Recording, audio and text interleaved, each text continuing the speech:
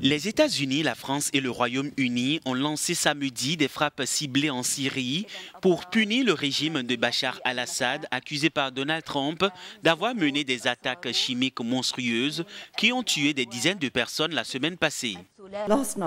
La nuit dernière, les forces armées britanniques, françaises et américaines ont mené des frappes coordonnées et ciblées pour affaiblir les capacités d'armes chimiques du régime syrien et décourager leur utilisation.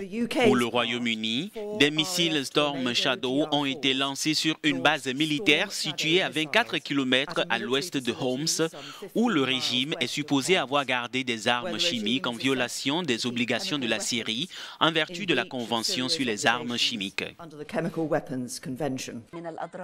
Cette intervention est la plus grande des puissances occidentales contre le président syrien Bachar al-Assad dans la guerre civile qui dure depuis 7 ans. Dans un discours télévisé de la Maison-Blanche, Trump a envoyé un message en direction des alliés indéfectibles du régime de Bachar al-Assad. À l'Iran et à la Russie, je demande quel genre de nation veut être associée au meurtre de masse d'hommes, de femmes et d'enfants innocents.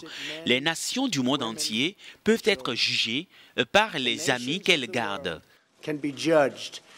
Aucune nation ne peut réussir à long terme en promouvant des États voyous, des tyrans brutaux et des dictateurs meurtriers. La Syrie a nié avoir mené l'attaque chimique et a averti que les frappes militaires occidentales risquent de déclencher une guerre.